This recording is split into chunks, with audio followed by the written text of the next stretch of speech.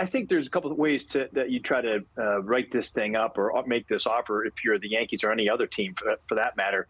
And there's two kind of numbers, right? You got to look at numbers like Mookie Betts, 350 range, and Mike Trout. Those are records overall. He's not going to get that because he's not 27 years old, 28 years old. That's when those guys signed it. So the next thing you have to look at is the average annual value, which I think will be a record. That right now the highest is Trout at 36 million. I think you have to go to 38 million with Judge. And I think when you look at his age where he is, if it comes out, somewhere in that 8-year range.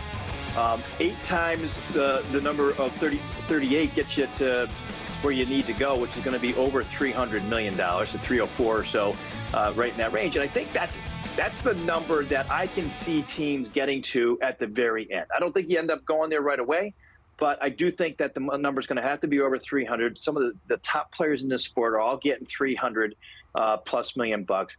You end up reducing that just a bit because of the age. But I think that's a number that you could see a couple teams going to. But I think that's where if the Yankees want him or anybody else, I think it's going to be very close to that number of 304. I agree that I agree with all of Jim's logic and how you get there, Jim. If I'm a team, it's like, can we do 3 in 300 million? Does it have to be 8 years? I'm being facetious, but that kind of commitment to Aaron Judge, given his injury history and his age, no team that does that is going to end up happy about that in the back end of that contract, of course. I mean, you could say the same thing for Garrett Cole and plenty of other players who sign long-term contracts. But, Jim, you mentioned the gap in age between Judge and some of the other guys that have signed these long deals. Even if Francisco Lindor, whose deal seems awfully long right now, Judge is in his 30s. I mean, geez, I would not want to be the team that gives him 8 years. I would want to be the team that has him next year and probably the year after that. But it's tough. And if you're the Yankees, you're really looking down what could end up being a lose-lose situation because you can't live with him and you can't live without him. Let's say, though, Jim, there's that one team, and I want you to give us the teams that you think are realistically in. One team that gives them another year on top of that, then Judge has to make the decision. Does he go for the money and the extra year, or does he want to stay with the Yankees for the 304? But which teams do you think are realistically in on Aaron Judge? Well, so I think to your point, like all of these National League teams that have historically spent money, Giants and Dodgers are two in particular. They're now in play, right, because of the DH. And so, in the past, when you're an American League team, you didn't have to worry about that. Well, now you do.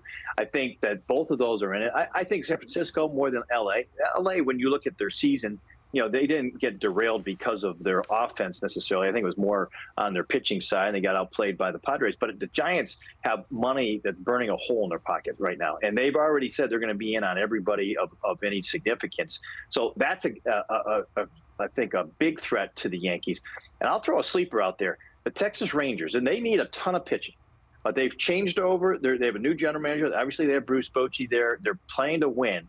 And I think they're going to spend money. They need another offensive piece, and they need other pitching, too. I wouldn't be surprised if they're a sleeper team in this. They spent a ton of money, obviously, on Seager and Semien, but that's one that's maybe outside the box a little bit, but they've spent a lot of money, and I think that they're poised to do it again.